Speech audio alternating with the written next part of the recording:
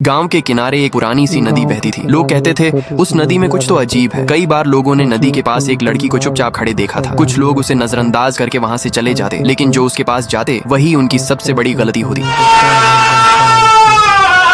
सुबह के समय सब सामान्य लगता था, लेकिन रात के अंधेरे में नदी से किसी के रोने की आवाज आती थी, धीमी, डरावनी, जैसे कोई मदद मांग रहा हो। उसी गांव में रहता था एक लड़का, टिंकू। वह हमेशा हंसता रहता, सबकी मदद करता, लेकिन उसकी दुनिया सिर्फ एक इंसान के इर्द गिर्द घूमती थी। उसकी छोटी बहन रानी, दोनों एक दूसरे के लिए सब कुछ थे। हर शाम वे नदी के पास जाते, पत्थर फेंकते, पानी में लहरें देखते और जोर जोर से हंसते। रानी अक्सर कहती, भैया आप दुनिया के सबसे अच्छे भाई हो, और टिंकू बस मुस्कुरा देता। लेकिन एक दिन सब बदल गया। एक सुबह टिंकू किसी जरूरी काम से गांव से बाहर गया। जब वह वापस आया तो रानी गायब थी। पूरा गांव उसे ढूंढने लगा, हर गली, हर खेत, लेकिन रानी का कोई पता नहीं चला। बस एक अजीब बात सामने आई। किसी ने उसे आखिरी बार नदी के पास खेलते हुए देखा था। लोगों के चेहरे पर डर आ गया। किसी ने धीरे से कहा, वह नदी श्रापित है। सालों पहले एक लड़के ने अपनी प्रेमिका को उसमें धक्का दे दिया था। वह लड़की डूब कर मर गई और कहते हैं उसकी आत्मा अभी भी वहाँ भटकती है। सब डर गए, लेकिन टिंकू ने हार नहीं मानी। उस रात गहरे अंधेरे में टिंकू अकेला नदी के पास गया। हवा ठंडी थी, पानी बिल्कुल शांत। तभी एक आवाज आई, टिंकू भैया प्लीज मुझे बचा लो, मैं यहाँ अकेला हूँ। टिंकू का दिल जोर से धड़कने लगा। उसने इधर उधर देखा और तभी उसे एक सफेद कपड़ों वाली लड़की नजर आई। वह धीरे धीरे उसके पास गया, लेकिन अचानक वह लड़की पानी के अंदर चली गई। बिना सोचे समझे टिंकू भी नदी में कूद गया। जैसे ही वह अंदर गया, उसे लगा जैसे वह किसी और ही दुनिया में आ गया हो। सब कुछ अजीब, ठंडा और शांत। तभी उसने देखा रानी उसके सामने खड़ी है, लेकिन उसकी आंखें खाली थीं, चेहरे पर एक अजीब सी मुस्कान। भैया तुमने आने में बहुत देर कर दी, अब मैं पूरी उसकी हो चुकी हूँ। टिंकू का शरीर कांप गया। उसने हाथ बढ़ाया, रानी चलो घर चलते हैं। लेकिन जैसे ही उसने ध्यान से देखा, वह रानी नहीं थी, वह वही सफेद कपड़ों वाली लड़की थी। उसका चेहरा बिल्कुल सफेद, आंखें अंधेरी और हंसी डरावनी। तुम मेरी बहन नहीं हो, रानी कहाँ है? टिंकू चिल्लाया। आत्मा जोर जोर से हंसने लगी। तुमने यहाँ आकर बहुत बड़ी गलती कर दी, अब तुम भी यहीं रहोगे। डर के मारे टिंकू ने पूरी ताकत लगाई और किसी तरह तैरकर नदी से बाहर निकल आया। वह कांप रहा था, समझ नहीं पा रहा था क्या हुआ। जब वह घर पहुंचा तो उसने देखा बाहर भीड़ लगी है। वह दौड़ता हुआ अंदर गया और जो उसने देखा वह हैरान रह गया। रानी वहाँ खड़ी थी, बिल्कुल ठीक, जिंदा। किसी ने बताया सुबह वह नदी के पास बेहोश मिली थी। टिंकू की आंखों में आंसू आ गए। उसने रानी को जोर से गले लगा लिया। उस दिन के बाद दोनों ने कसम खा ली, कभी भी नदी के पास नहीं जाएंगे। जिंदगी धीरे धीरे सामान्य हो गई। अब वे जंगल में खेलने जाते, हंसते रहते। लेकिन कहानी यहीं खत्म नहीं होती, क्योंकि नदी की आत्मा ने अभी भी उनका पीछा नहीं छोड़ा था। एक रात जब दोनों सो रहे थे, रानी को किसी की आवाज आई, रानी बेटा बाहर आओ। मैं आई हूँ। रानी ने आंखें खोली और धीरे से बाहर चली गई। बाहर वही सफेद कपड़ों वाली आत्मा खड़ी थी। तभी टिंकू की भी नींद खुल गई। वह बाहर आया और देखा रानी और वह आत्मा एक साथ खड़ी है। वह उनके पास गया, रानी अंदर चलो। लेकिन जैसे ही दोनों पीछे मुड़ी, दोनों के चेहरे बिल्कुल सफेद थे, उनकी आंखें खाली। टिंकू समझ भी नहीं पाया और उस रात वह कभी वापस नहीं आया। अगली सुबह गांव का एक आदमी नदी के पास से गुजरा। उसने देखा नदी के किनारे दो लोग बैठे हैं। वह टिंकू और रानी थे, लेकिन अब वे पहले जैसे नहीं थे। दोनों चुप थे और धीरे से पानी की तरफ देख रहे थे, जैसे किसी और का इंतजार कर रहे हों। एक छोटा सा गांव था, इतना गरीब कि लोग दिन भर मेहनत करके बस 2 वक्त की रोटी ही कमा पाते थे। लेकिन उनकी गरीबी का सबसे बड़ा कारण था एक आदमी, बल्लू बदमाश। बल्लू एक दरिंदा था। हर शाम वह गाँव में आता, लोगों को डराता, धमकाता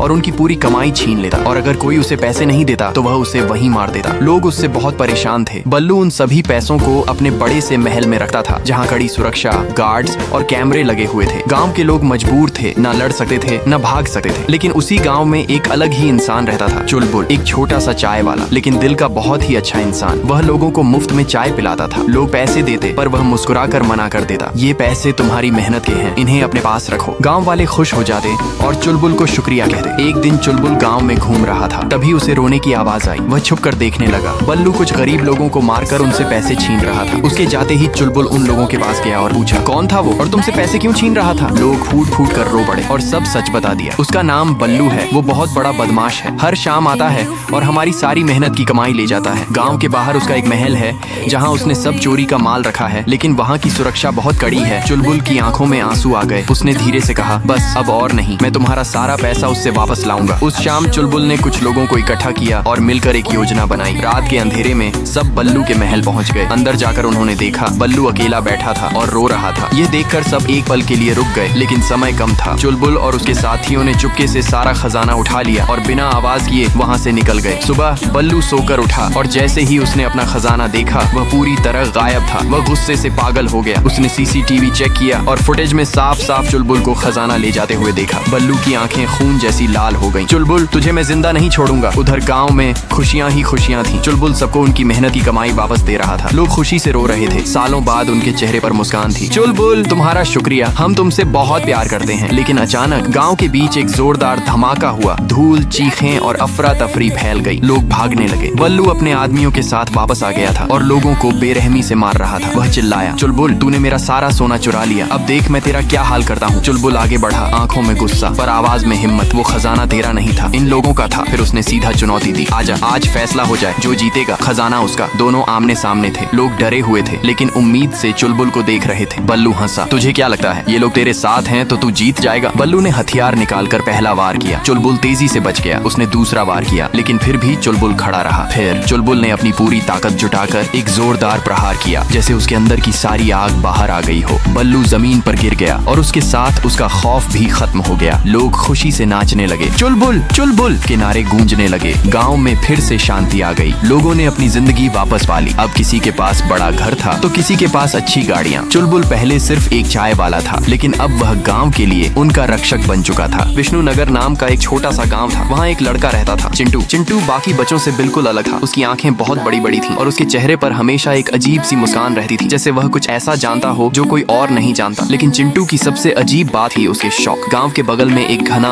हरा भरा जंगल था। वहाँ खतरनाक से खतरनाक जानवर रहते थे, शेर, भालू, सांप। लेकिन चिंटू को उनसे बिल्कुल डर नहीं लगता था। वह हर रोज जंगल जाता और उन जानवरों के साथ खेलता, बात करता, हंसता। उन सब में उसका सबसे करीबी दोस्त था पांडू, एक बड़ा सा भालू। चिंटू और पांडू हर शाम साथ घूमते, खेलते और जंगल के हर कोने में मस्ती करते। गांव वाले अक्सर उसे देखकर कहते, अरे चिंटू, तुझे इन जानवरों से डर नहीं लगता क्या? चिंटू हमेशा हंसते हुए कहता, अरे चाचा, दोस्तों से क्या डरना। धीरे धीरे गांव वालों का डर भी खत्म हो गया। अब वे भी जंगल आने लगे, जानवरों से दोस्ती करने लगे। जंगल अब सिर्फ जानवरों का नहीं, इंसानों का भी घर बन गया था। सब कुछ बहुत अच्छा चल रहा था लेकिन एक दिन बुरी नजर लग गई। गांव से कुछ दूर एक चिड़ियाघर था जिसका मालिक था रामपाल। रामपाल एक बहुत ही लालची और जालिम आदमी था। वह जंगल के मासूम जानवरों को पकड़कर पिंजरों में बंद कर देता और पैसों के लिए उन्हें दिखाता। एक दिन रामपाल जंगल के पास से गुजरा और उसकी नजर पड़ी इतने सारे आजाद और तंदुरुस्त जानवरों पर। उसकी आंखों में लालच चमक उठा, ये सब मेरे झूमे होंगे और मैं अमीर बन जाऊंगा, उसने सोचा। वह चुपके से जंगल में घुस गया। तभी चिंटू उसके पास आया। अरे भाई, तुम यहाँ नए हो क्या? रामपाल घबरा गया लेकिन तुरंत झूठ बोला, हाँ भाई, बस इन खूबसूरत जानवरों को पास से देखना चाहता था। चिंटू ने मुस्कुराकर उससे दोस्ती कर ली। दोनों ने मिलकर जंगल में पूरा दिन मस्ती की लेकिन पांडू को कुछ ठीक नहीं लग रहा था। शाम को जब सब लोग और जानवर मजे कर रहे थे, चिंटू को एक जरूरी काम याद आया और वह अपनी बाइक लेकर वहाँ से चला गया। जैसे ही चिंटू गया, रामपाल के चेहरे पर एक शैतानी मुस्कान आ गई। अब सही मौका है। उसने अपनी जेब से नींद की दवा निकाली और हवा में उड़ा दी। धीरे धीरे पूरा जंगल धुएं से भर गया और एक एक करके सब लोग और जानवर बेहोश हो गए। रामपाल ने तुरंत सब जानवरों को अपनी गाड़ी में भरा और उन्हें लेकर जू चला गया। कुछ देर बाद चिंटू वापस आया और जो उसने देखा उसका खून खौल उठा। सब लोग जमीन पर बेहोश पड़े थे और एक भी जानवर नहीं था। ये सब किसने किया? चिंटू गुस्से में चिल्लाया। तभी पेड़ के पीछे से पांडू आया। उसकी आंखों में आग थी। ये सब रामपाल ने किया। वह सबको लेकर चला गया। अब चिंटू का गुस्सा अपने चरम पर था। चल पांडू, अब उसे बचने नहीं देंगे। दोनों तुरंत बाइक पर बैठकर जू की तरफ निकल पड़े। जू के अंदर रामपाल ने सब जानवरों को पिंजरों में बंद कर दिया था और जोर जोर से हंस रहा था, अब देखना कितना पैसा कमाऊंगा। तभी अचानक दरवाजा टूटने की आवाज आई। चिंटू और पांडू अंदर आ गए। चिंटू गुस्से में बोला, रामपाल, मैंने तुझे अपना दोस्त समझा और तूने मुझे धोखा दिया। आज मैं तुझे नहीं छोड़ूंगा। रामपाल हंस पड़ा, तू मुझे मारेगा? हा हा हा। उसने तुरंत अपने खतरनाक कुत्तों को चिंटू पर छोड़ दिया। कुत्तों ने चिंटू पर हमला कर दिया। उसे जोर जोर से नोचने लगे। चिंटू जमीन पर गिर गया, खून बह रहा था। रामपाल जोर जोर से हंस रहा था, मैंने आज तक तुझसे बड़ा बेवकूफ नहीं देखा। तभी उसके पीछे से एक भयानक आवाज आई, वह बेवकूफ नहीं, मेरा सबसे अच्छा दोस्त है। रामपाल ने पलट कर देखा, पांडू बदल रहा था। वह धीरे धीरे बड़ा और विशाल हो गया और फिर उसने रामपाल को जमीन पर इतनी जोर से पटका कि वहीं उसकी मौत हो गई। पांडू धीरे से चिंटू के पास आया। चिंटू मुस्कुरा रहा था, मुझे पता था तू आएगा क्योंकि तू मेरा भाई है। मेरा भाई तू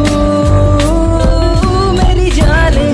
एक अजीब सा गांव था जहां अजीबो गरीब झूले लगे हुए थे लेकिन कोई भी उन झूलों पर झूलने की हिम्मत नहीं करता था। वे झूले हमेशा खाली ही रहते थे। लोग कहते थे कि वे सारे झूले श्रापित हैं और उनमें एक आत्मा बसी हुई है। अगर कोई भी उन झूलों पर झूलता तो वह आत्मा आजाद हो जाती और रात के अंधेरे में वह आत्मा झूले से निकलकर गांव की गलियों में भटकती हुई उस इंसान के घर पहुंच जाती और धीरे से कहती, मेरे झूले के पैसे दो। उसकी आवाज सुनकर लोग डर के मारे धीरे धीरे बाहर निकलते और देखते कि बाहर एक बूढ़ा आदमी खड़ा है। चाचा, इतनी रात को यहाँ क्या हुआ? बूढ़ा आदमी धीरे से कहता, कहता, बेटा मुझे मेरे पैसे दे दो। अगर कोई उसे पैसे नहीं देता तो अगली सुबह उसकी लाश झूले के पास मिलती, कटी हुई। गांव के सभी लोग परेशान थे, सब अपने बच्चों को झूलों से दूर रहने को कहते थे। लेकिन उसी गांव में दो शरारती भाई रहते थे, बिरजू और मंगरू। दोनों दिन भर सिर्फ बदमाशी करते रहते थे, कभी किसी के खेत खराब कर देते तो कभी लड़कियों को छेड़ते। गाँव वाले रोज उनके माँ बाप से शिकायत करते, लेकिन दोनों सुधरने का नाम ही नहीं ले रहे थे। एक दिन दोनों भाई गाँव में घूम रहे थे, तभी उनकी नजर उन झूलों पर पड़ी। मंगरू बोला, भाई झूले पर झूले, बहुत मजा आएगा। बिरजू के दिमाग में भी मस्ती का आइडिया आ गया। दोनों झूलों पर जाकर झूलने लगे। गांव के कुछ लोगों ने देखा तो डर गए, अरे ये दोनों क्या कर रहे हैं, अब तो ये गए। लेकिन दोनों अपनी मस्ती में मस्त थे। उस रात अंधेरे में झूले के अंदर से वही आत्मा निकली। वह धीरे धीरे चलती हुई उनके घर पहुंची। अंदर दोनों भाई गहरी नींद में सो रहे थे। तभी आत्मा ने धीरे से आवाज दी, मेरा पैसा मुझे वापस दो। आवाज सुनकर बिरजू बाहर आया और उसके सामने खड़ा हो गया। बूढ़े आदमी ने कहा, मेरे झूले पर झूलने के पैसे दो। बिरजू बोला, मेरे पास पैसे नहीं है। यह सुनकर वह आदमी हंसने लगा। अगली सुबह गांव में भीड़ लगी थी। मंगरू बिरजू को ढूंढ रहा था। जब वह झूले के पास पहुंचा, उसने देखा बिरजू की लाश वहां पड़ी थी। मंगरू का सिर चकरा गया, यह सब कैसे हो गया? एक आदमी बोला, जब तुम्हें मना किया गया था तो वहां क्यों गए? तब मंगरू को अपनी गलती का एहसास हुआ, लेकिन अब बहुत देर हो चुकी थी। उस रात मंगरू को बिल्कुल नींद नहीं आई। वह सिर्फ बिरजू के बारे में सोचकर रोता रहा। तभी उसके दिमाग में झूले का ख्याल आया। वह रात में ही झूले के पास पहुंच गया। वहां वही बूढ़ा आदमी उसका इंतजार कर रहा था। मुझे पता था तुम जरूर आओगे। मंगरू गुस्से में बोला, क्या तुमने मेरे भाई को मारा है? बूढ़ा बोला, हाँ, क्योंकि उसने पैसे नहीं दिए। मंगरू चिल्लाया, इतनी सी बात पर तुमने उसकी जान ले ली? तब बूढ़े ने अपनी कहानी बताई। बहुत सालों पहले मैं इसी गांव में रहता था। मैं बच्चों के लिए झूले लगाता था। बच्चे खुश होते थे और उन्हें देखकर मैं भी खुश होता था। लेकिन एक दिन गांव का सबसे बदमाश लड़का विराट वहां आया। वह बहुत गुस्से वाला और खतरनाक था। वह झूले पर झूला और बिना पैसे दिए जाने लगा। मैंने उससे पैसे मांगे तो वह गुस्सा हो गया। उसने तलवार निकाली और मुझे मार दिया। तब से मेरी आत्मा भटक रही है और अपने पैसे वसूल कर रही है। ये सुनकर मंगरू बोला, अगर मैं तुम्हें तुम्हारे पैसे दिलवा दूं तो क्या तुम मेरे भाई को वापस ला सकते हो? बूढ़ा बोला, हाँ, क्यों नहीं। मंगरू के दिमाग में एक योजना आई। वह सीधा विराट के घर गया, घंटी बजाई और छिप गया। विराट गुस्से में बाहर निकला और उसके सामने वही बूढ़ा आदमी खड़ा था। बूढ़ा बोला, मेरे पैसे वापस करो वरना मरोगे। इस बार विराट डर गया। उसने पैसे दे दिए। लो अब हिसाब बराबर। बूढ़ा धीरे से बोला, अभी हिसाब बाकी है। उसने तलवार निकाली और विराट को बीच से काट दिया। अब उसका बदला पूरा हो चुका था। उसने मंगरू की तरफ देखा और बिरजू को वापस जिंदा कर दिया। अब बिरजू और मंगरू फिर से पहले की तरह खुश थे, लेकिन इस बार उन्होंने कभी किसी की बात को हल्के में नहीं लिया। एक छोटा सा देश था, हिंदुस्तान यानी इंडिया। यह देश बहुत ही खूबसूरत और शांत था। हर तरफ हरियाली, प्यार और सुकून था। और इस शांति की सबसे बड़ी वजह थी वहाँ की इंडियन आर्मी। इंडियन आर्मी इतनी ताकतवर थी कि कोई भी दुश्मन हमला करने की हिम्मत नहीं करता था, और अगर करता भी तो चुटकियों में खत्म हो जाता था। इसी वजह से देश के लोग खुद को बिल्कुल सुरक्षित महसूस करते थे। लेकिन एक दिन सब कुछ बदल गया। एक सुबह हमेशा की तरह इंडियन आर्मी अपनी ड्यूटी पर थी। सब कुछ नॉर्मल था, लेकिन अचानक आसमान से बॉम्ब्स बरसने लगे। कुछ ही देर में पूरा आर्मी बेस तबाह हो गया। बहुत सारे सोल्जर्स शहीद हो गए और जो बच गए वो अपनी जान बचाकर भाग निकले। दुश्मनों ने बेस पर कब्जा कर लिया। जो जिंदा बचे थे वो सीधा प्राइम मिनिस्टर के घर पहुंचे और उन्हें सब कुछ बताया। पीएम का चेहरा घबरा गया और तुरंत एक इमरजेंसी मीटिंग बुलाई गई। शाम को मीटिंग में बड़े बड़े लोग आए, कोई पबजी आर्मी से, कोई फ्री फायर आर्मी से। सबके चेहरे पर गुस्सा था। तभी प्राइम मिनिस्टर धीरे से बोले, मेरे भाइयों और बहनों, आज सुबह हमारे आर्मी बेस पर हमला हुआ और दुश्मनों ने बेस पर कब्जा कर लिया है। अब हमें उसे वापस लेना होगा। सब लोग हैरान रह गए। लेकिन सर कैसे? हमारे पास इतनी ताकत नहीं बची। पीएम के चेहरे पर एक अजीब सी मुस्कान आई। इस काम के लिए मेरे पास एक आदमी है। तभी एक कार की एंट्री होती है। कार से उतरता है हिंदुस्तान का सबसे खतरनाक खुफिया एजेंट बन्नी बॉय। बन्नी बॉय एक सीक्रेट एजेंट था जो दुश्मनों के बीच रहकर उनकी हर प्लानिंग जान लेता था और बिना किसी को पता चले उन्हें खत्म भी कर देता था। वह हमेशा मास्क पहनता था ताकि कोई उसकी असली पहचान ना जान सके। पीएम ने कहा, बन्नी बॉय, अब सिर्फ तुम ही हमारा बेस वापस ला सकते हो। बन्नी बॉय धीरे से बोला, सर आपका काम हो जाएगा। वह अपनी बाइक पर बैठा और रात के अंधेरे में बेस की तरफ निकल गया। वहाँ पहुंचकर उसने चुपके से सब देखना शुरू किया। फिर उसने एक दुश्मन सोल्जर को मार दिया और उसके कपड़े पहन लिए। अब वह बिल्कुल दुश्मनों जैसा लग रहा था। वह उनके बीच घुस गया और उनका प्लान सुनने लगा। उनका लीडर कमांडर इकबाल बोल रहा था, साथियों वक्त आ गया है हिंदुस्तान पर पूरा कब्जा करने का। बन्नी बॉय हल्की सी मुस्कान के साथ बोला, मेरे रहते तुम कुछ नहीं कर पाओगे। सुबह हुई। दुश्मन अपने फाइटर जेट्स के साथ रेडी थे। तभी कमांडर इकबाल अचानक रुक गया। उसने बन्नी बॉय को पकड़ लिया। तुम्हें क्या लगा सिर्फ हिंदुस्तान के पास ही जासूस हैं? हमारे पास भी है। बन्नी बॉय बोला, मरने से पहले एक बात बता दो, वह जासूस कौन है? तभी पीछे से एक आदमी आया, वही सोल्जर जो पीएम को न्यूज देने गया था। बन्नी बॉय समझ गया। तभी मैं सोचूं तू अकेले कैसे बच गया? उस आदमी ने हंसी के साथ कहा, मैं बच गया लेकिन तू नहीं बचेगा। और उसने बन्नी बॉय को मार दिया। दुश्मन जेट्स लेकर हिंदुस्तान पहुंच गए और तबाही मचा दी। प्राइम मिनिस्टर भी उनके कब्जे में आ गए। पीएम ने दुखी होकर कहा, मेरे बन्नी बॉय तुम कहाँ हो? कमांडर इकबाल हंसकर बोला, वह अब नहीं आएगा, मर चुका है। तभी पीएम ने हल्का सा मुस्कुरा कर कहा, तो फिर वह कौन है जो तुम्हारे पीछे खड़ा है? इकबाल ने पीछे देखा। एक लड़का खड़ा था। कौन है तू? बच्चे लड़का बोला, हिंदुस्तान का धुरंधर। बन्नी बॉय इकबाल हैरान हैरान, तू अभी तक जिंदा कैसे है? मुझे पता था तुम मुझे पकड़ लोगे, इसीलिए मैंने किसी और को अपने कपड़े पहना दिए। अब दोनों आमने सामने थे। इकबाल ने हमला किया लेकिन बन्नी बॉय उससे बच गया। फिर एक जबरदस्त फाइट हुई और आखिर में बन्नी बॉय ने कमांडर इकबाल को खत्म कर दिया। दुश्मन हार गए और हिंदुस्तान फिर से आजाद हो गया। ये नया हिंदुस्तान है, ये घर में घुसेगा भी और मारेगा भी। एक सूखा सा गांव था। हर तरफ बस सूखी जमीन और मुरझाए हुए पेड़ नजर आते थे। गांव के लोग हमेशा इसी चिंता में रहते थे कि पानी कहां से मिलेगा। गांव से कुछ दूर एक नदी थी और उस नदी का मालिक था काली यादव। काली यादव बहुत ही लालची और बदमाश इंसान था। वह लोगों से पैसे लेकर ही नदी का पानी लेने देता था। अगर किसी के पास पैसे नहीं होते तो वह उसे मार पीट कर भगा देता। हर रोज गाँव के लोग उसकी नदी के पास लाइन लगाकर खड़े रहते। काली यादव पैसे लेता और तब जाकर पानी लेने देता। इसी नदी की वजह से उसकी बहुत अच्छी कमाई हो रही थी। उसी सूखे गाँव के एक छोटे से घर में एक लड़का रहता था, रुद्र। रुद्र दिल का बहुत साफ और अच्छा था। वह हमेशा खुश रहने की कोशिश करता, लेकिन जब अकेला होता तो चुप चुप कर बहुत रोता था, क्योंकि कुछ दिन पहले ही पानी न मिलने की वजह से उसके माँ बाप की प्यास से मौत हो गई थी। उस दिन रुद्र ने कसम खा ली, जो मेरे माँ बाप के साथ हुआ वह अब किसी और के साथ नहीं होगा। उसके बाद रुद्र हर रोज गाँव गाँव घूमता, अलग अलग जगह जाता, सिर्फ पानी की तलाश में, लेकिन उसे कहीं भी पानी नहीं मिला। एक सुबह वह अपनी बाइक पर घूम रहा था, तभी अचानक उसके सामने एक भिखारी आ गया। भिखारी ने धीरे से कहा, बेटा कुछ पैसे दे दो, बहुत जोर की भूख लगी है। रुद्र ने बिना सोचे अपनी जेब से कुछ पैसे निकाले और उस भिखारी को दे दिए। फिर वह बाइक स्टार्ट करके वहां से चला गया। धीरे धीरे शाम हो गई, लेकिन आज भी रुद्र को कहीं पानी नहीं मिला। निराश होकर वह घर लौट आया। जब रुद्र घर में सो रहा था तभी वही भिखारी चुपके से उसके घर के बाहर आया। उसने धीरे से पानी का एक छोटा सा बॉक्स उसके घर के बाहर रख दिया, हल्का सा मुस्कुराया और धीरे धीरे वहां से चला गया। सुबह हुई, रुद्र उठा और तैयार हो गया। उसने सोचा, आज चाहे जो हो जाए मैं पानी ढूंढ कर ही रहूंगा। जैसे ही वह घर से बाहर निकला, उसने देखा बाहर एक छोटा सा पानी का बॉक्स रखा हुआ है। रुद्र उसे बड़े ध्यान से देखने लगा। तभी उस बॉक्स के अंदर से एक आवाज आई, मैं एक जादुई पानी का बॉक्स हूँ, मुझे जहाँ रखोगे वहाँ हरियाली आ जाएगी। रुद्र मुस्कुराया और उस बॉक्स को गांव के बीच में ले गया। सारे गांव वाले वहाँ जमा हो गए, सब उसका जादू देखना चाहते थे। रुद्र ने जोर से कहा, अब देखो इस पानी के बॉक्स का कमाल। अचानक आसमान में हलचल होने लगी। वह पानी का बॉक्स बड़ा होने लगा और धीरे धीरे गांव की सूखी जमीन हरी भरी होने लगी। मुरझाए हुए पेड़ फिर से जीने लगे। लोगों की खुशी का ठिकाना नहीं था। सब नाच रहे थे, गा रहे थे। रुद्र खुशी से आसमान की तरफ देखकर चिल्ला रहा था, मम्मी पापा देखो मैंने कर दिखाया। और जैसे ऊपर से उसके माँ बाप भी मुस्कुरा रहे थे। लेकिन एक आदमी बहुत उदास था, काली यादव। जब वह सुबह उठा और गांव देखा तो उसकी आंखें खुली की खुली रह गईं। यह कौन सा देश है, इतना हरा भरा। वह गांव में इधर उधर घूमता रहा, लेकिन उसे हरियाली के सिवा कुछ नजर नहीं आया। तभी उसकी नजर लोगों पर पड़ी जो खुशी से नाच रहे थे और उनके बीच में रुद्र खड़ा था। उसके पास ही वही जादुई पानी का बॉक्स था। काली यादव समझ गया, जरूर इस बॉक्स में ही कोई जादू है। उसके दिमाग में एक खतरनाक विचार आया। उस रात रुद्र बहुत थक कर घर आया और सीधा सो गया। लेकिन उसे क्या पता था कि एक खतरा उसका इंतजार कर रहा है। काली यादव चुपके से घर में घुसा और बोला, यही सही मौका है इस बॉक्स को चुराने का। वह जैसे ही बॉक्स को चुराने लगा, अचानक बॉक्स गायब हो गया। काली यादव घबरा गया, ये बॉक्स कहाँ गया? तभी उसने देखा उसके पीछे वही भिखारी खड़ा है, लेकिन इस बार उसकी आंखों में तेज गुस्सा था। भिखारी धीरे से बोला, अब तेरा क्या होगा कालिया? और अगले ही पल उस भिखारी ने काली यादव को वहीं खत्म कर दिया। सुबह जब रुद्र उठा, गाँव में भीड़ लगी हुई है और बीच में काली यादव की लाश पड़ी थी।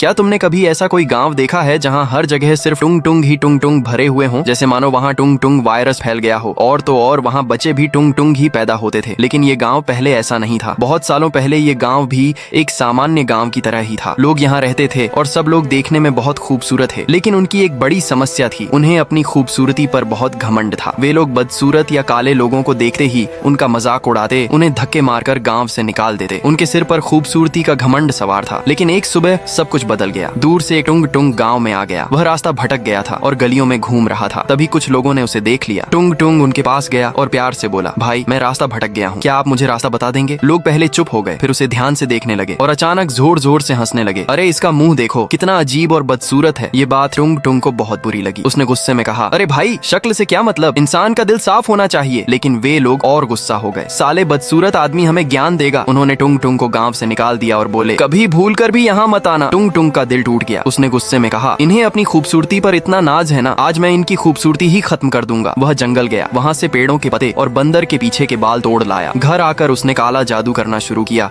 और एक अजीब सी दवाई बना ली। उसके चेहरे पर एक हल्की सी मुस्कान आई। मेरा मजाक बना रहे थे ना, अब मैं सबको अपने जैसा बना दूंगा। रात को वह गाँव गया। सब लोग गहरी नींद में सो रहे थे। टुंग टुंग ने हर घर में वह दवाई छोड़ दी। धीरे धीरे पूरा गाँव सफेद धुएं से भर गया। सुबह जब लोग बाहर निकले तो सब चौंक गए। हे भगवान, ये क्या हो गया? मैं इतना बदसूरत कैसे बन गया। अब पूरा गांव टुंग टुंग जैसा दिखने लगा था। जिन्हें अपनी खूबसूरती पर घमंड था, अब वे खुद बदसूरत लग रहे थे। और एक कोने में खड़ा टुंग टुंग साहुर जोर जोर से मुस्कुरा रहा था। उस दिन के बाद से सब लोग वैसे ही रहने लगे। उनका घमंड ही उन्हें ले डूबा। लेकिन गांव के बाहर एक लड़का रहता था जो देखने में एक छोटे खरगोश के बच्चे जैसा लगता था। बहुत साल पहले गांव वालों ने उसका भी मजाक बनाया था और उसे गांव से निकाल दिया था। तब से वह जंगल में अकेला रहता था। एक दिन जब वह गांव के पास से गुजर रहा था, उसने एक बदसूरत आदमी को देखा। खरगोश बाबू उसके पास गया और बोला, अरे भाई जल्दी यहाँ से चलो, वरना ये गांव वाले तुम्हारा मजाक उड़ाएंगे। ये सुनते ही वह आदमी रोने लगा। अरे ये मैं हूँ, इस गांव का मुखिया। खरगोश बाबू चौंक गया। मुखिया जी, आपका ये हाल किसने कर दिया? मुखिया जी ने रोते हुए सब कुछ बताया। एक अजीब सा आदमी आया था, हमने उसका मजाक बनाया और उसने काले जादू से सबको अपने जैसा बना दिया। ये सुनकर खरगोश बाबू हल्का सा हंसा और बोला, अब उड़ाओ लोगों के चेहरे का मजाक। लेकिन गांव वालों ने हाथ जोड़कर कहा, अब सिर्फ तुम ही हमें बचा सकते हो। खरगोश बाबू को उन पर तरस आ गया। वह टुंग टुंग के घर गया और उसे बहुत देर तक समझाया, लेकिन टुंग टुंग ने रोकर कहा, कभी कभी लोगों को उनकी गलतियों की सजा मिलनी चाहिए। खरगोश बाबू बोला, जरूरी नहीं, अगर लोग बुरे हैं तो हमें भी बुरा नहीं बनना चाहिए। उन्हें सजा मिल चुकी है, अब उन्हें ठीक कर दो। टुंग टुंग शांत हो गया और धीरे से बोला, मेरे साथ आओ खरगोश बाबू। और टुंग टुंग गांव पहुंचा। फिर उसने अपनी दवाई से सबको वापस पहले जैसा कर दिया। गांव वाले फिर से सामान्य हो गए और सबने कसम खाई, कभी किसी के चेहरे का मजाक नहीं उड़ाएंगे। और अगर कोई फिर भी मजाक उड़ाता तो लोग कहते, पीछे देख, टुंग टुंग साहुर आ गया तेरा गेम बजाने।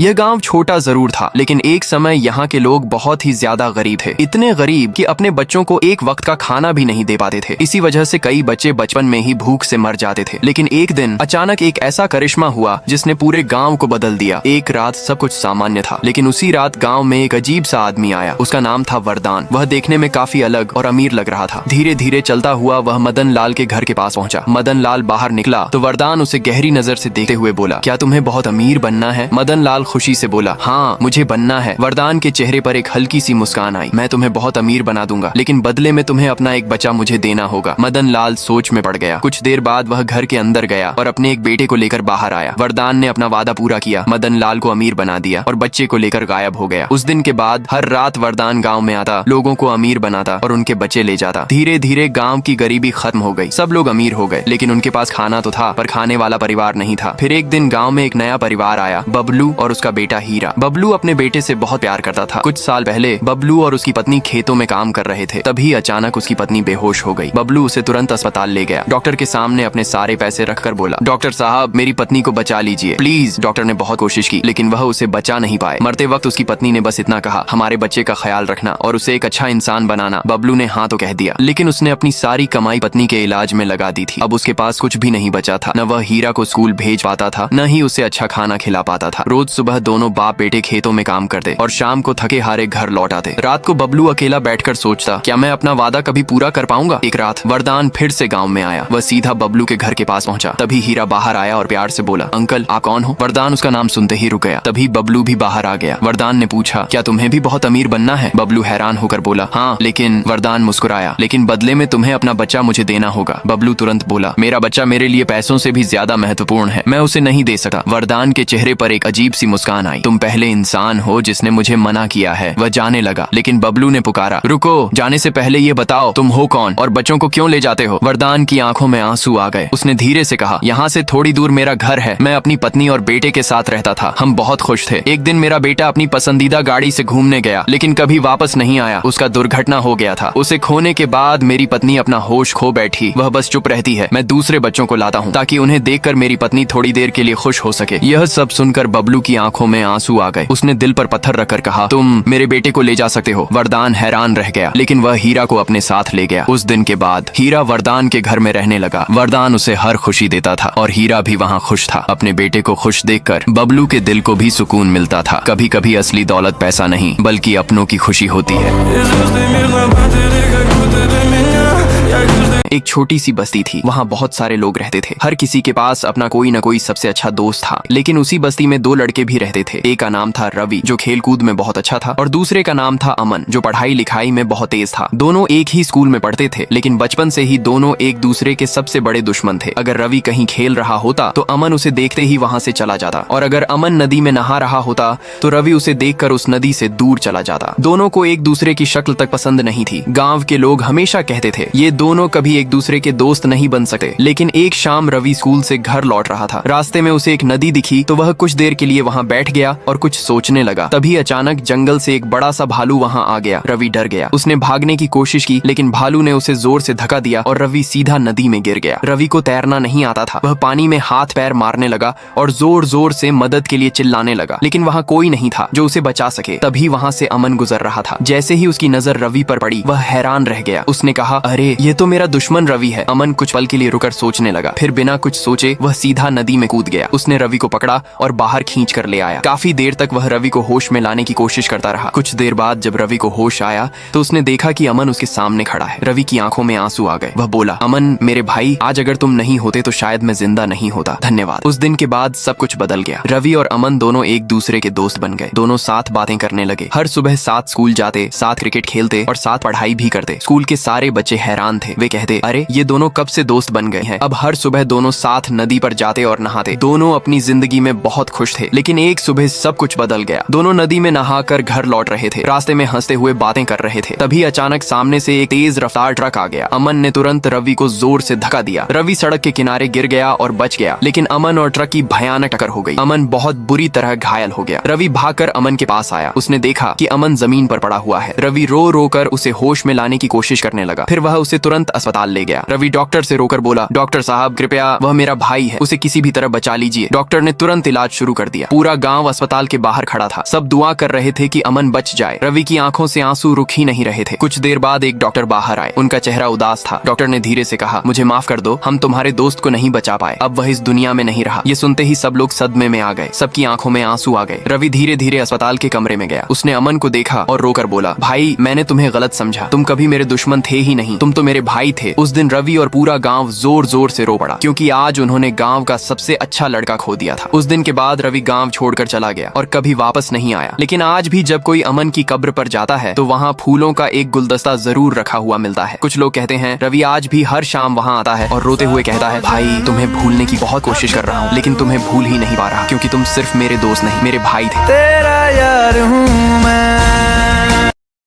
एक दूर के इलाके में एक गांव था, भगवानपुर। बाहर से देखने में गांव बहुत शांत लगता था, लेकिन असल में वहाँ डर का राज था। उस डर का नाम था भैरव सिंह। भैरव सिंह एक बहुत बड़ा गैंगस्टर था। लंबा कद, आंखों में गुस्सा और उसके आसपास हमेशा 20 से 25 खतरनाक गुंडे रहते थे। उसका नाम सुनते ही आसपास के गांव के लोग कांप उठते थे। हर महीने भैरव और उसके आदमी दूसरे गांव पर हमला करते, लोगों के पैसे, सोना, अनाज सब लूट लेते और गांव के लोगों को बंदी बना लेते। गांव के सभी लोग उनसे बहुत प्रेशर थे। वो लोग कई बार पुलिस स्टेशन में कंप्लेन कर चुके थे, लेकिन सारे पुलिस वाले भैरव का नाम सुनते ही घबरा जाते थे। लोग कहते थे जो भी पुलिस वाला भैरव को पकड़ने उसके इलाके में गया, भैरव ने उसे जिंदा नहीं छोड़ा। इसलिए सब लोग डर के मारे चुपचाप अपनी दौलत भैरव को दे देते थे। लेकिन फिर एक दिन अचानक डिस्ट्रिक्ट में एक नया इंस्पेक्टर आया। उसका नाम था इंस्पेक्टर बनी राठौर। बनी राठौर बिल्कुल अलग था। वो एक असली मर्द था जो किसी के बाप से भी नहीं डरता था। अपनी जवानी में उसने कई बड़े क्रिमिनल्स को जेल भेजा था। जब उसने भैरव सिंह के बारे में सुना तो उसने सीधा कहा, अब इस इलाके में डर का राज खत्म होगा। उसने शाम को अपने कुछ पुलिस वालों के साथ एक सीक्रेट प्लान बनाया भैरव को पकड़ने का। लेकिन बनी को पता नहीं था उसके ऑफिस का एक पुलिस कांस्टेबल ही भैरव का आदमी था। जैसे ही प्लान बना, उस कांस्टेबल ने छुपकर भैरव को फोन कर दिया, बॉस पुलिस आज रात आपको पकड़ने आ रही है। रात को इंस्पेक्टर बनी अपनी टीम के साथ जंगल के रास्ते भैरव के अड्डे पर पहुंचा। लेकिन जैसे ही वो वहां पहुंचा, चारों तरफ से गुंडों ने उसे घेर लिया। बनी ने बहादुरी से फाइट की, कई गुंडों को गिरा दिया, लेकिन आखिर में भैरव सिंह खुद सामने आया। उसने बनी को एक फटका मारा जिससे वो वहीं बेहोश हो गया। जब बनी राठौर को होश आया तो वो एक जेल में था। बनी राठौर धीरे से बोला, मुझे मारने से पहले एक बात बताओ भैरव, तुम इतने जालिम क्यों बन गए और गांव वालों को क्यों मारते हो? कुछ देर तक भैरव चुप रहा, फिर उसकी आंखों में आंसू आ गए। उसने कहा, बहुत सालों पहले मैं भी एक गरीब किसान का बेटा था जो अपने पिता के साथ खेतों में काम करता था। लेकिन एक दिन कुछ बड़े पैसे वाले लोग हमारे घर आए। उन्होंने मेरे पिता से पैसे मांगे, लेकिन उन्होंने मना करते हुए बोला, साहब मैं बहुत गरीब हूँ, मुझे जाने दो। लेकिन वो गुंडे गुस्सा हो गए और उन्होंने मेरे घर में आग लगा दी। मैं जैसे तैसे बच गया, लेकिन मेरे पिता उसमें मर गए। मैं लोगों के पास गया, पुलिस से भी मदद मांगी, लेकिन किसी ने मेरी मदद नहीं की। उस दिन से मैंने कसम खाई कि मैं इतना ताकतवर बनूंगा कि कोई मुझे कभी कमजोर न समझे। इंस्पेक्टर बनी ने मुस्कुराते हुए कहा, दर्द सबके पास होता है भैरव, लेकिन सब लोग जालिम नहीं बनते। अभी भी वक्त है, अपनी गलतियों को सुधार लो। भैरव कुछ पल चुप रहा, लेकिन उसके गुंडे चिल्ला रहे थे, बॉस पुलिस वाले को खत्म कर दो। भैरव बनी को देख रहा था, उसे मौत से बिल्कुल भी डर नहीं लग रहा था। बनी ने कहा, आज तुम्हारे पास आखिरी मौका है फिर से इंसान बनने का, इसे जाने मत दो। भैरव बिल्कुल शांत हो गया। उसने हथियार फेंक दिए और सरेंडर कर दिया। बनी राठौर मुस्कुराया और बोला, तुमने बहुत अच्छा काम किया, मैं तुम्हारी सजा को कम करवाने छुड़वाने की मांग करूंगा। अब पूरा गांव फिर से पहले जैसा हो चुका था। सारे लोगों को उनका पैसा वापस मिल चुका था। अब सारे लोग खुश थे। भैरव और उसके गुंडे जेल में सजा काट रहे थे और गांव में अब चोरी ना के बराबर होती थी, क्योंकि अगर कोई चोरी करता तो इंस्पेक्टर बनी राठौर वहां आता और उन्हें पीट कर जेल में बंद कर देता। चोरी करने से पहले एक बात हमेशा याद रखना, तुम ऊपर वाले से तो बच जाओगे, लेकिन इंस्पेक्टर बनी राठौर से नहीं। घिरापुरा, जैसा नाम वैसा ही उस गांव का हाल था। गांव के चारों ओर एक बहुत बड़ा गोल घिरा बना हुआ था। हर दिन सुबह 10 बजे वह घिरा अचानक गायब हो जाता था और गांव के लोग आराम से अंदर बाहर जा सकते थे, लेकिन जैसे ही शाम के 7 बजते वह घिरा फिर से अचानक प्रकट हो जाता था। अगर उस समय कोई भी व्यक्ति गांव के बाहर रह जाता तो उसकी मौत तय होती थी। इसी वजह से गांव के लोग उस घिरे से बहुत डरते थे। कई बार गांव वालों ने कई बाबा और तांत्रिकों को बुलाया ताकि वे इस रहस्य को खत्म कर सकें, लेकिन अजीब बात यह थी कि उस घिरे ने उन तांत्रिकों को भी मार दिया। आखिरकार गांव वालों ने हार मान ली और उस घिरे के साथ ही जीना सीख लिया। लेकिन एक आदमी को यह सब बिल्कुल मंजूर नहीं था। उसका नाम था डॉक्टर लकड़ा। डॉक्टर लकड़ा गांव के सबसे बड़े डॉक्टर और प्रोफेसर थे। उन्होंने कई अजीब अजीब आविष्कार किए थे, जैसे लोगों को गधा बनाना, लड़कियों को अतिरिक्त दिमाग देना और अकेले लड़कों के लिए गर्लफ्रेंड ढूंढना। उनके आविष्कार देखकर लोग हैरान रह जाते थे। लोग अक्सर कहते थे, लकड़ा सर, आपके जैसा कोई नहीं है। ये सुनकर डॉक्टर लकड़ा मुस्कुरा देते थे, लेकिन एक बात उन्हें अंदर ही अंदर परेशान कर रही थी, गाँव का वह विशाल घिरा। डॉक्टर लकड़ा ने कई बार उस घिरे को खत्म करने की कोशिश की, लेकिन उस पर कोई असर ही नहीं हुआ। वह घिरा बिल्कुल वैसा का वैसा ही बना रहा। डॉक्टर लकड़ा बहुत निराश हो गए। उन्होंने सोचा, पता नहीं मैं इसे कभी ठीक कर पाऊंगा या नहीं। एक दिन डॉक्टर लकड़ा गांव में घूम रहे थे, तभी उन्होंने देखा कि गांव के बीचों बीच बहुत बड़ी भीड़ लगी हुई है। वहां एक बहुत प्रसिद्ध तांत्रिक बाबा आए थे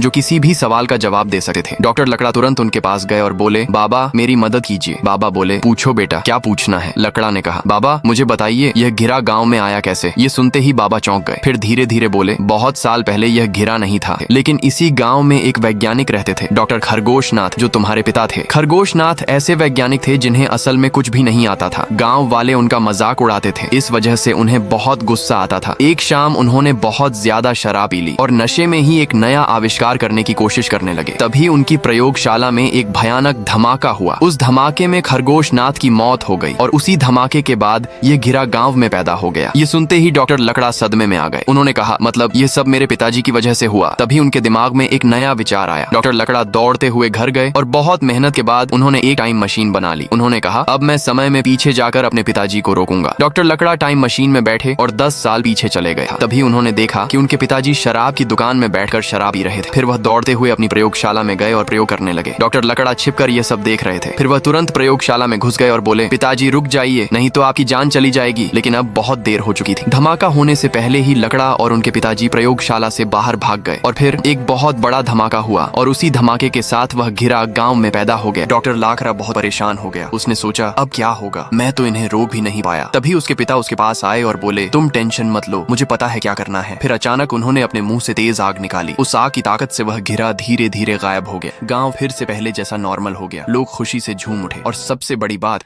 डॉक्टर लाखरा को उसके पिता वापस मिल गए। अब गाँव में दोबारा सुकून और खुशी आ गई।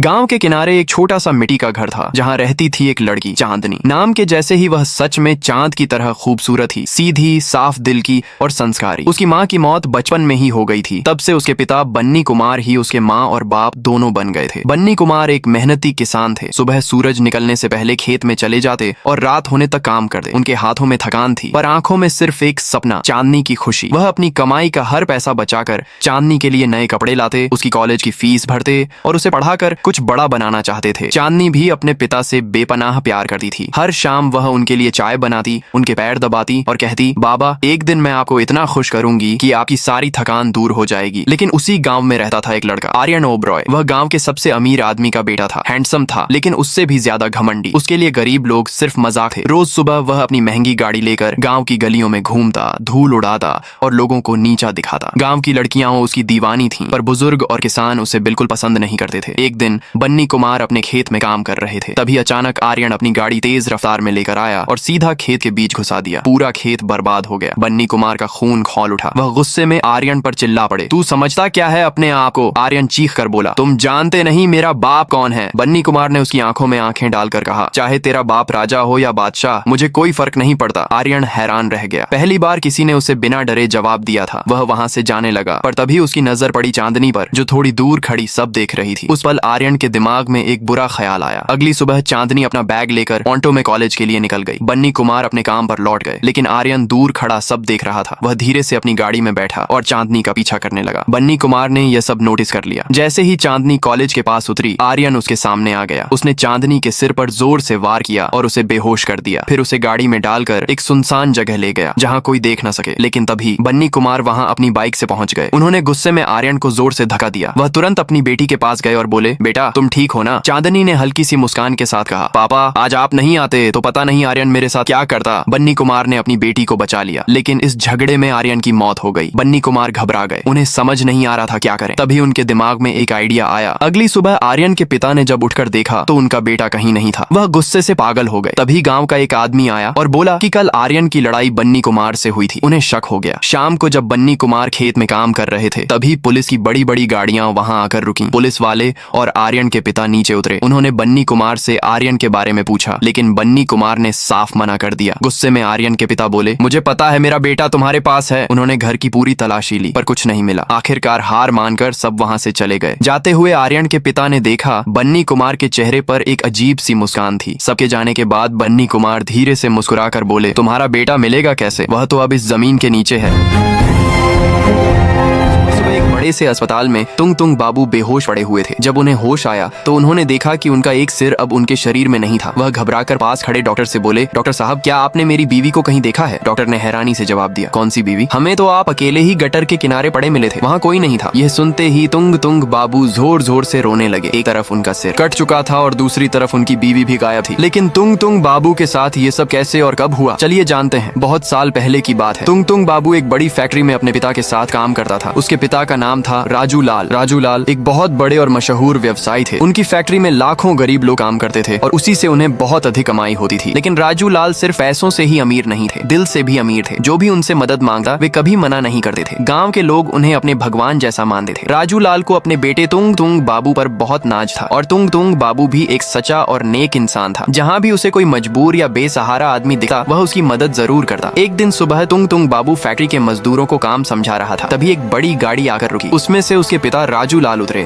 और उनके साथ एक सुंदर सी लड़की भी थी। उसे देखकर तुंग तुंग बाबू हैरान हो गया और मजाक में बोला, अरे पापा यह भी कोई उम्र है लड़की घुमाने की? ये सुनते ही राजू लाल चौंक गए और बोले, अरे नालायक, ये मेरी गर्लफ्रेंड नहीं है। मैं थोड़ी देर पहले रास्ते से गुजर रहा था, तभी मुझे यह लड़की नदी के पास बेहोश पड़ी मिली। मैंने इसे होश में लाकर पूछा तो इसने बताया कि इसका पति इसे छोड़कर भाग गया है। ये सब सुनकर मुझे बहुत बुरा लगा, इसलिए इसे यहाँ ले आया। आज से तुम इसे अच्छे से काम सिखाओगे। तुंग तुंग बाबू ने धीरे से कहा, ठीक है बाबा। तुंग तुंग बाबू ने उसे काम सिखाना शुरू किया। धीरे धीरे उसने पूरा काम सीख लिया। इस बीच दोनों अच्छे दोस्त बन गए। सुबह साथ काम करते और शाम को साथ घूमते। धीरे धीरे दोनों एक दूसरे से प्यार करने लगे। लेकिन एक दिन उसके पिता ने यह सब देख लिया। उन्होंने तुंग तुंग बाबू को पकड़कर बहुत पीटा और कहा कि वह लड़की पहले से शादीशुदा है, उससे प्यार मत करो। लेकिन तुंग तुंग बाबू उस लड़की के प्यार में पागल हो चुका था। एक दिन लड़की ने कहा, या तो तुम अपने पापा के साथ रहो या मेरे साथ शादी कर लो। तुंग तुंग बाबू ने बहुत सोचकर उससे शादी कर ली। लेकिन इस बात से उसके पिता नाराज हो गए और उन्होंने तुंग तुंग बाबू को घर से निकाल दिया। फिर तुंग तुंग बाबू दूर एक छोटे से गाँव में रहने लगे। वह एक दुकान में काम करने लगा जिससे उसे कुछ पैसे मिल जाते थे। शुरू में दोनों बहुत खुश थे, लेकिन समय के साथ सब बदलने लगा। घर में रखे पैसे धीरे धीरे खत्म होने लगे और तुंग तुंग बाबू को उसके मालिक ने काम से निकाल दिया। लड़की समझ गई कि अब तुंग तुंग बाबू के साथ रहना खतरे से खाली नहीं है। एक शाम जब वह घर के बाहर कुछ काम कर रही थी, तभी उसके सामने एक गाड़ी आकर रुकी। उस गाड़ी से उसका पुराना पति उतरा। लड़की उसे देखकर बहुत खुश हो गई। उसके पुराने पति ने कहा, जल्दी जल्दी अपना सामान पैक करो। ये सुनकर लड़की के मन में लालच आ गया। उसने जल्दी से सामान पैक किया और घर से बाहर निकल गई। तभी तुंग तुंग बाबू वहाँ आ गया। उसने रोते हुए कहा, जान तुम मुझे छोड़कर कहाँ जा रही हो? लड़की ने बेरहमी से कहा, मैं अपने पुराने पति के साथ जा रही हूँ। तुम अब पहले जैसे अमीर नहीं रहे। तुंग तुंग बाबू का दिल 1000 टुकड़ों में टूट गया। उसने उन्हें रोकने की बहुत कोशिश की, लेकिन उस लड़की ने अपने हथियार से तुंग तुंग बाबू का सिर काट दिया और वहाँ से भाग गई। उस भयानक हादसे में तुंग तुंग बाबू का सिर चला गया, उसकी बीवी चली गई और कुछ समय बाद उसके पिता की भी एक दुर्घटना में मृत्यु हो गई। सब कुछ खोकर तुंग तुंग बाबू पागल हो गया और सड़कों पर भटकने लगा।